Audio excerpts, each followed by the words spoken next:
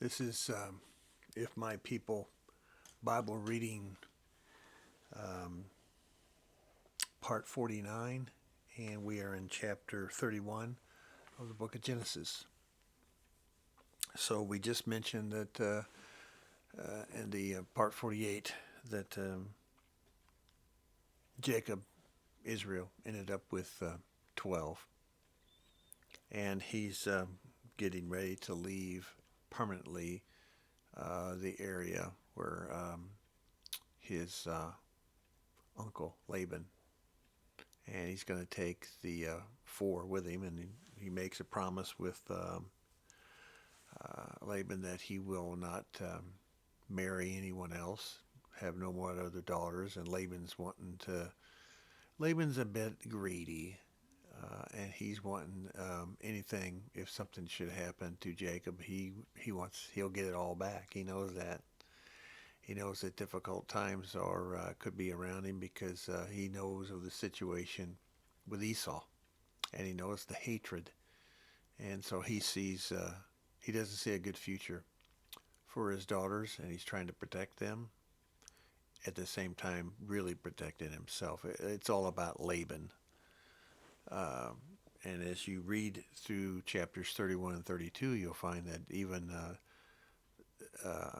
Yahweh told Laban directly to not do this and not do that. And then the next sentence later, the exact opposite occurs. So we'll kind of go through this to let you know how these verses relate to today's lifestyle. Chapter 31. Jacob heard that Laban's sons were saying, Jacob has taken everything our father owned, and he has gained all his wealth from what had belonged to our father. Um, Flat out lie. We live in the day of lies today, so a huge lie here. That's not true.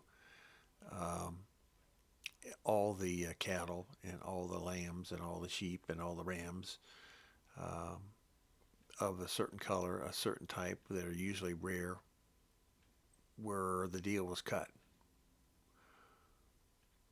was Jacob's, and his family inherit all that. But there's deception and lying and cheating and stealing going on. So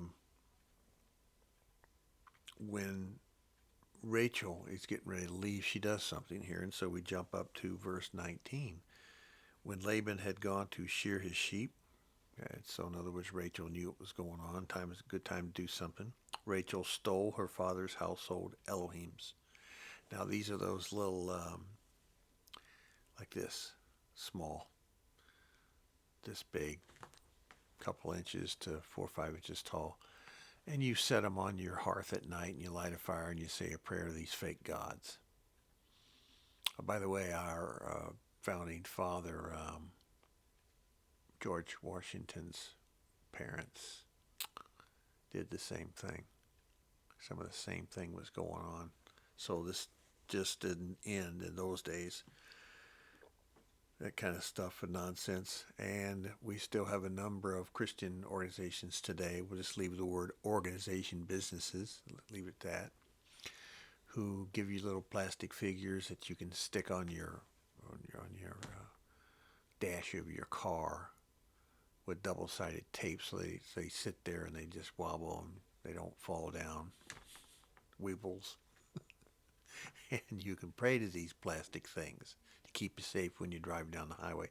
That's what they were for. I remember growing up having a lot of friends who were Catholics, and they all had these little plastic Marys, and they would always pray to the plastic Mary to keep them safe. It was supposed to keep them because in those days we didn't have seat belts, weren't invented till, I don't know, 1964, 63, 64.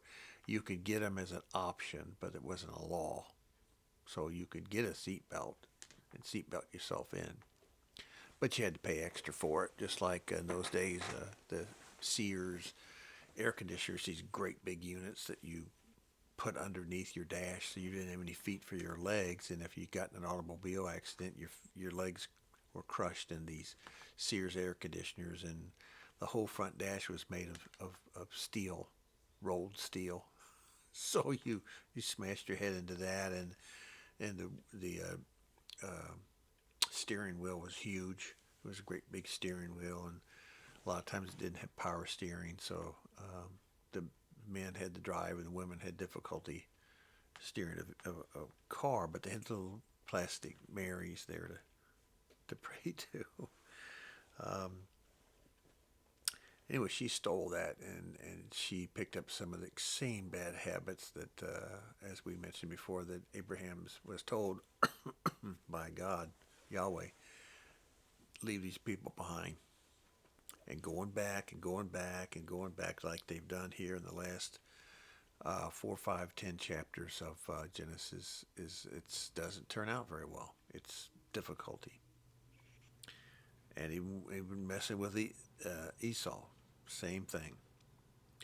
So then in verse 24 it says, Elohim, then Elohim came to Laban the Aramean in a dream at night and said to him, be careful not to say anything to Jacob, either good or bad. In other words, shut your mouth.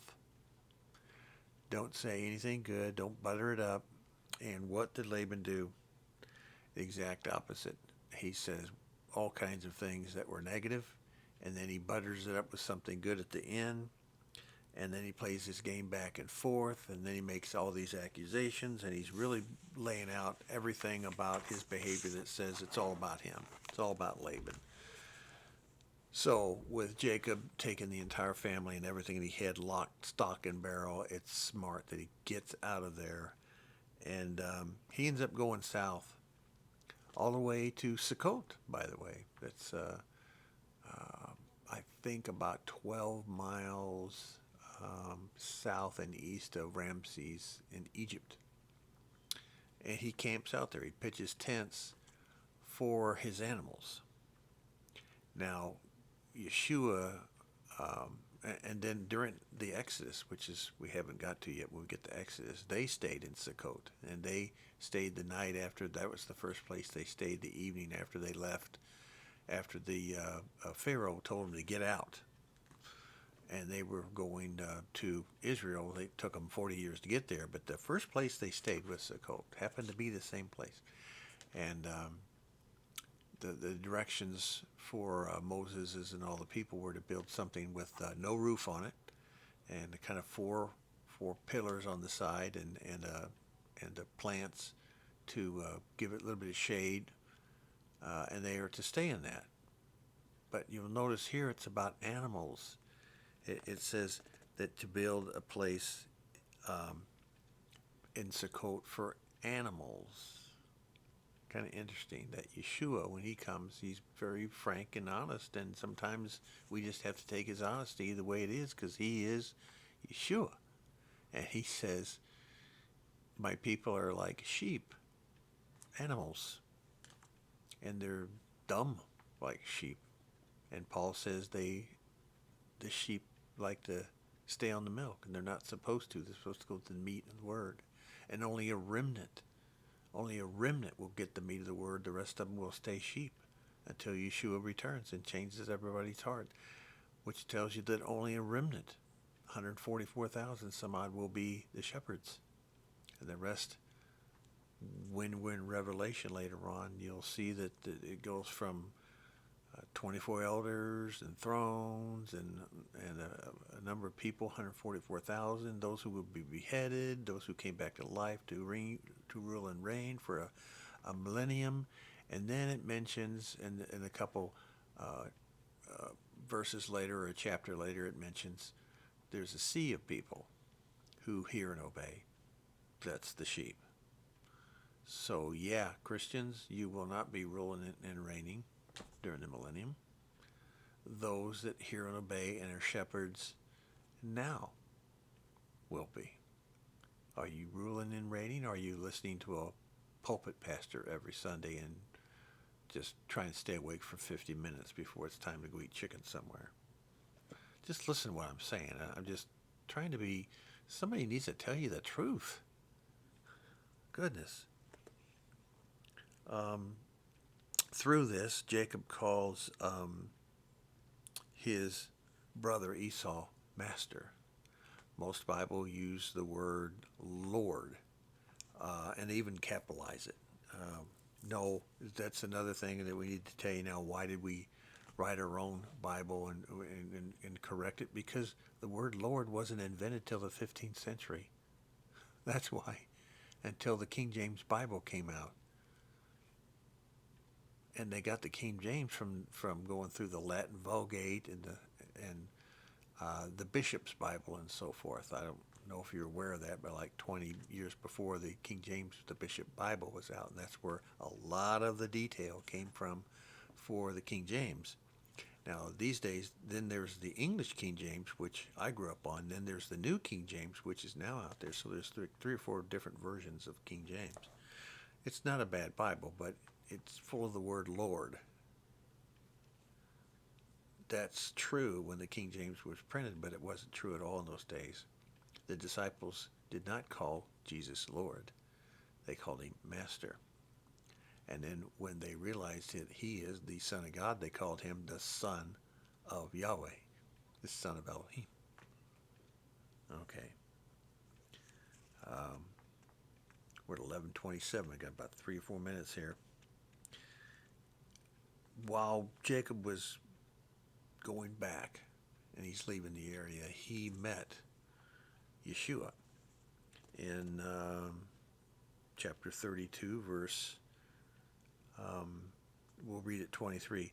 After he had sent them across the stream, he sent over for his possessions. So he had his flock separated, his wives and concubines, everybody was separated because he was scared to death. He did not trust.